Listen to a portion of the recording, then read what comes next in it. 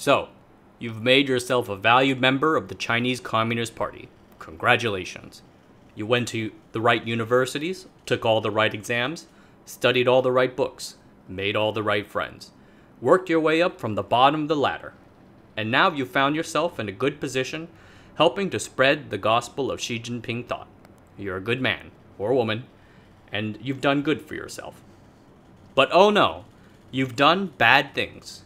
Perhaps you've taken advantage of your position to make money when you shouldn't have. Perhaps you've used your position to keep many women as your mistresses. Perhaps you used your position to help your friend purchase this nice piece of land, and he gave you a small kickback for the help.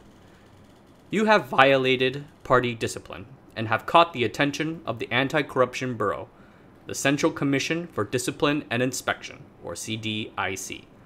In this video, I'm going to talk a little bit about this council and what you can expect when the CDIC comes knocking.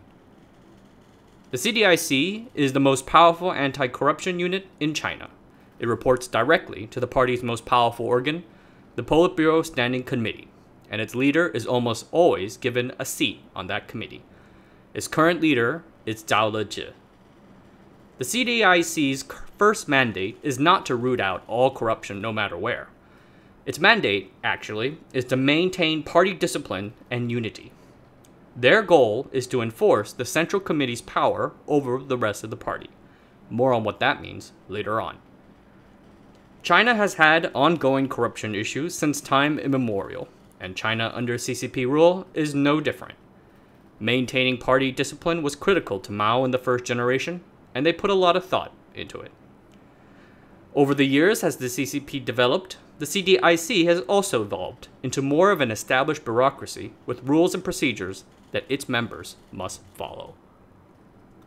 The CDIC is a large bureaucracy with multiple offices and bureaus of all levels, from your local town to the national government itself. Each office investigates unlawful acts and breaches of party discipline, with several of these offices specifically dedicated to investigating high-level fraud, vice minister or above. There are several ways a case comes to the attention of the CDIC. There is a public submission system where the public can submit reports and accusations. From 2008 to 2012, 300,000 reports were submitted to the CDIC through the internet alone.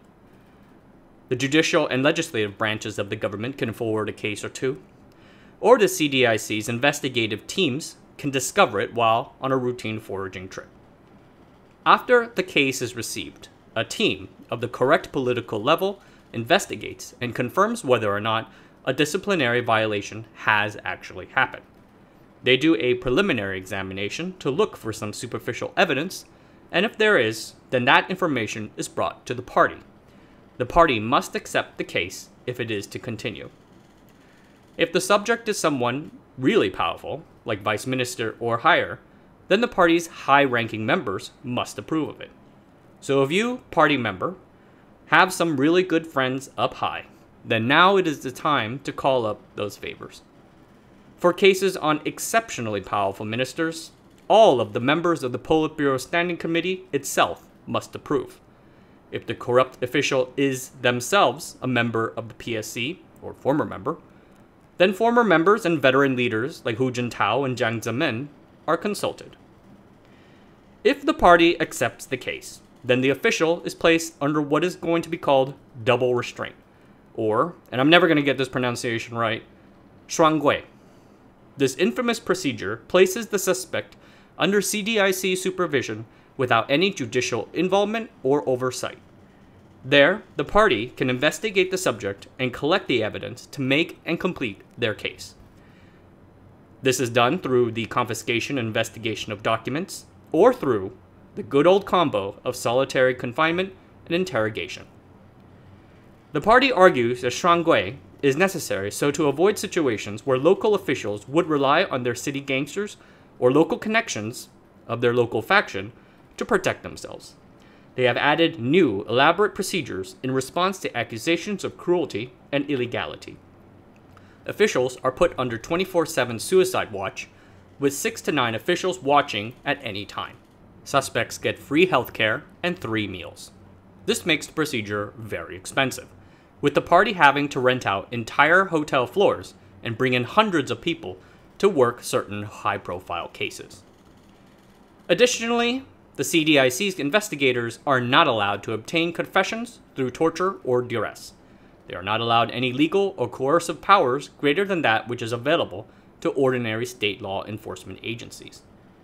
And the Shuanghui process now has an oversight committee with the goal of making sure that the rules are followed. Of course, what is on paper and what happens in reality often differ. Rumors and accusations of torture are not rare, especially in more rural areas far away from the party center. Despite not being able to hit you on paper, Shuanghui is still extremely effective, and that is because of the titanic psychological pressure. Imagine it. You used to be the boss, a guy people feared and respected, and now suddenly your rank and power is vanished, and you've been swept away from your subordinates and your friends. Meanwhile, the investigators don't say or tell you anything. You do not have an access to a lawyer, and you have no idea when the thing will be over. In the end, most people just cough up and admit to wrongdoing. Then the Politburo, or the Central Committee, or whichever governing Communist Party organ decides the final verdict.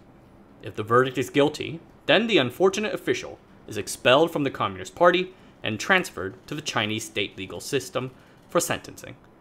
By now, their fate, your fate, Mr. Ex-Party member, is sealed. Yes, it is clear that the CDIC is a flawed anti-corruption system. It is 100% beholden not to an abstract concept of truth and purity, like in the movies in America, but rather to the party goal of centralizing control. But regardless, it is a powerful device, and corrupt officials live in fear of being called in to drink tea with an investigator. Even before Party Secretary Xi Jinping's anti-corruption drive, the CDIC had been busy. From 2003 to 2008, they tried and closed 852,000 cases, resulting in 881,000 officials receiving some form of discipline. These numbers have scaled up, as Xi Jinping began his anti-corruption drive with a number of quote-unquote big tigers being nailed for corruption. But despite the seemingly impressive numbers, there remained many issues.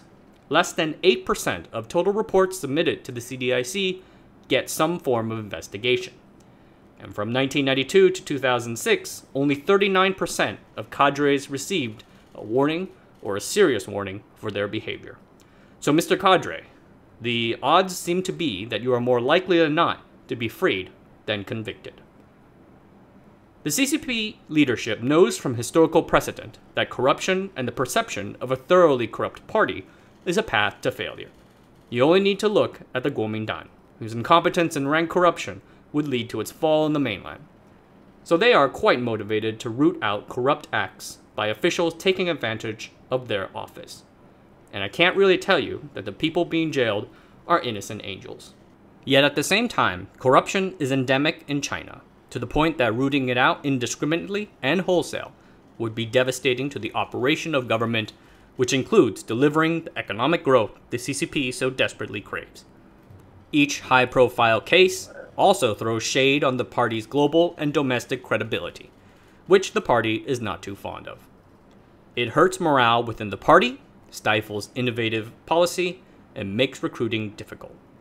This thus inherently affects the effectiveness of the CDIC, which puts it, I believe, and many academics agree, a rung below similar councils in Singapore and Hong Kong.